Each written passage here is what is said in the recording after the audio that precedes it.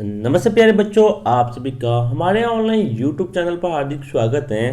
प्रिय विद्यार्थियों, आज हम बात करेंगे राजस्थान स्टेट ऑफ स्कूल के अंतर्गत कक्षा 10वीं के चित्रकला के पेपर की, जिसका पेपर कोड है 225। तो वीडियो को शुरू से लगा अंत तक आप पूरा जरूर देखेगा, ताकि आज होने वाला जो पेपर है आपका, यानी कि 9 जुलाई 2024 वाला, जो कि पेंटिंग का है, इसके इंपॉर्टेंट जितने भी क्वेश्चन हैं उन सभी के हम उत्तर सहित बात करने वाले हैं। तो देखिए जल्दी से चित्रकला पेंटिंग का पहला सवाल। देखिए पहले बच्चों, जो चित्रकला का जो पेपर है वो आपके सामने आ चुका है। इस प्रकार का आपका पेपर आएगा, जिसका पेपर को 225 है। सबसे पहले आपको परीक्षा का दिन व दिनांक यहाँ पर लिखना पड़ेगा। ओके, आगे बात करते हैं। तो ये चित्रकला का जो पेपर होगा फिर विद्यार्थियों आपके 30 नंबर का होगा। कितने नंबर का होगा? 30 नंबर का होगा, और समय मिलेगा आपको 1.5 घंटे का। बाकी के जो नंबर है फिर विद्यार्थियों 70 नंबर का, वो आपके प्रैक्टिकल होगा। क्या होगा उसका? प्रैक्टिकल आपका 70 नंबर का होगा। तो इंपॉर्टेंट है, आप चित्रकला की जो फाइल है फिर विद्यार्थियों अच्छी तरह से आप फाइल बनाएं। अब देखते हैं आगे, निर्देश देख लेते हैं पहले, फिर देखते हैं सवाल। सभी प्रश्नों के उत्तर दें। एक प्रश्न वाले प्रत्येक प्रश्न का उत्तर लगभग आपको 10 शब्दों में देना है, यानी एक शब्द में। 2 अंक वाले हैं उनका 30 शब्दों में देना है, और जो बड़े सवाल है 3 अंकों वाले, उनका उत्तर आपको लगभग 50 शब्दों में देना पड़ेगा। देखिए उत्तर से सभी क्वेश्चन का हम यहाँ पे आंसर से उत्तर से देखने वाले हैं। देखिए पहला सवाल आ चुका है, नृत्य करती हुई लड़की क्या है, ये कहाँ से प्राप्त हुई? तो पहले का उत्तर है प्रिय विद्यार्थियों, ये जो लड़की है ये हमें सिंधु घाटी सभ्यता, कहाँ से प्राप्त हुई थी?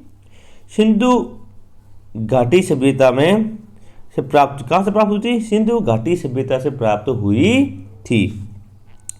आगे बात करें, दूसरा है कोणार्क का सूर्य मंदिर कहाँ पर है, ये इसे किसने बनवाया? तो ये सूर्य मंदिर है पृथ्वी विद्या, ये उड़ीसा में, कब है? उड़ीसा के अंदर स्थित है। और किसने बनाया था? तो पूरा उत्तर देखिए अभी। देखिए दूसरे क्वेश्चन का उत्तर आपके सामने आ चुका है। जो कोणार्क का सूर्य मंदिर है प्रिय विद्यार्थियों, ये भारत के उड़ीसा के पुरी जिले में स्थित है। कहाँ पे स्थित है? उड़ीसा के पुरी जिले में स्थित है।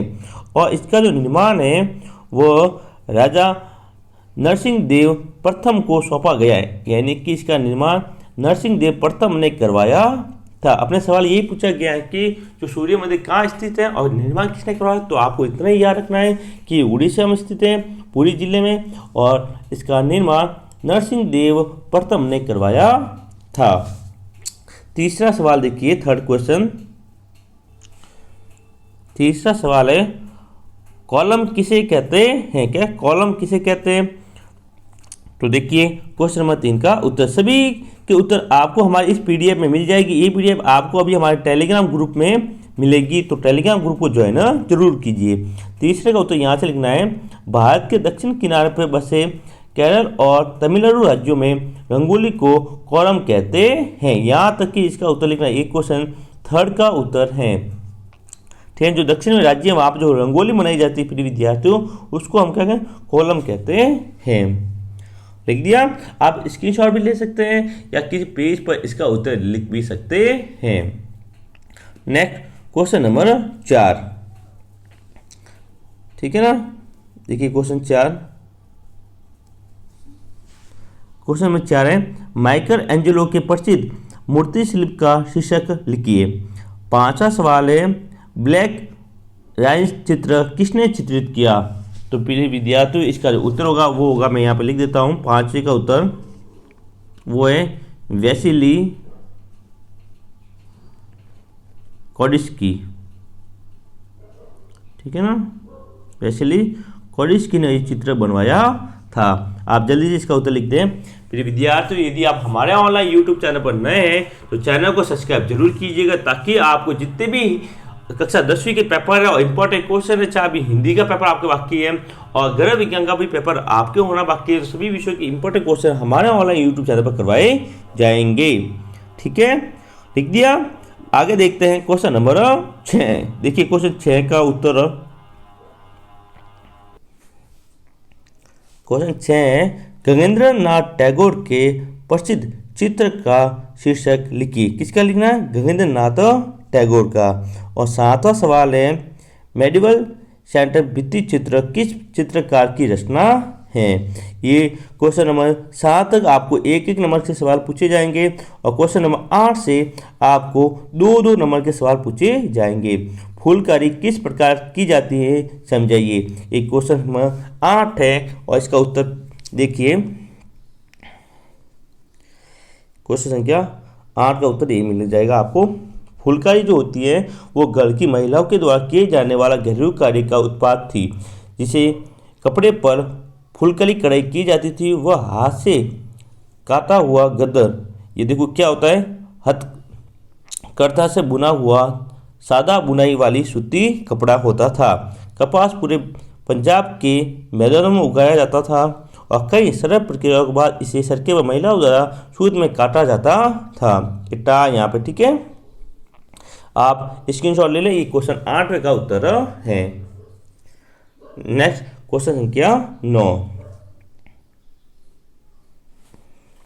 देखिए क्वेश्चन 9 है, दी नाइट वॉच चित्र पर एक संक्षिप्त टिप्पणी लिखिए। आपको एक संक्षिप्त टिप्पणी वाले बहुत सारे सवाल आज के एग्जाम में देखने को मिलेंगे। देखिए इसका उत्तर, देखिए जो ऊपर चित्र था अभी 9 नंबर क्वेश्चन का, उसका उत्तर है ये जो चित्र है वो 1640 में कमीशन किया गया था और 1642 में रेम्बॉन्ड के करियर की ऊंचाई पर चित्रित किया गया। यहाँ पे इसकी ऊंचाई और इसकी साइज दी गई है 12.4 इंटू 14.9 फीट का चित्र था। ये विशाल पेंटिंग एक मलिसिंग कंपनी सिविक गार्ड का कमीशन किया गया समूह चित्र है, जिसे एम्स्टर्डम पर हमलों को रोकने का आरोप लगाया था। तो ये पूरा चित्र था क्वेश्चन 9 का आंसर। आप स्क्रीनशॉट भी ले सकते हैं।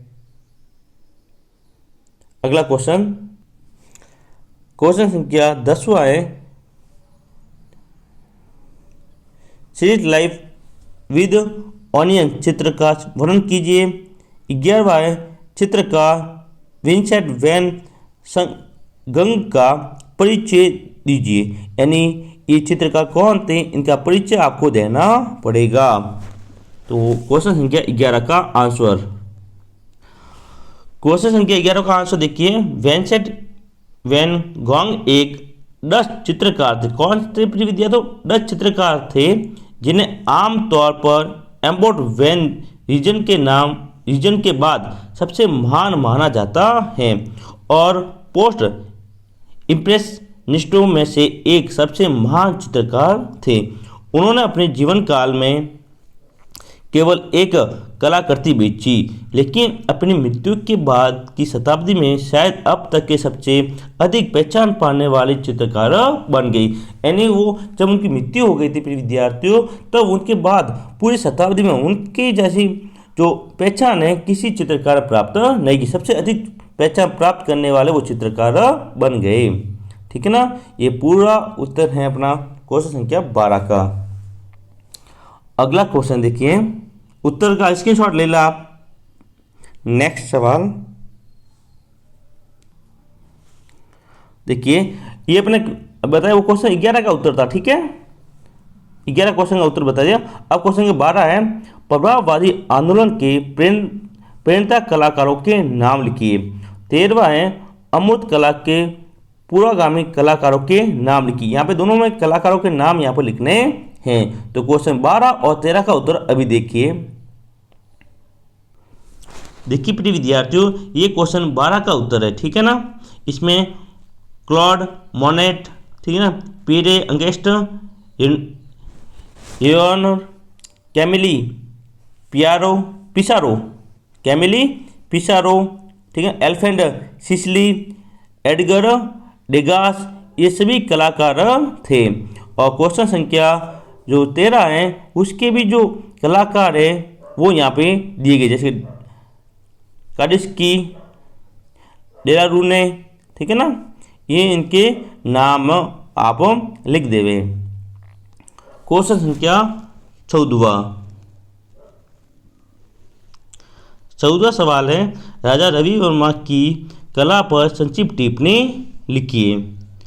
15वां सवाल है, अजंता के भित्ति चित्रों की विशेषताओं के वर्णन करते हुए अक्षत राजकुमारी चित्र का वर्णन करना है।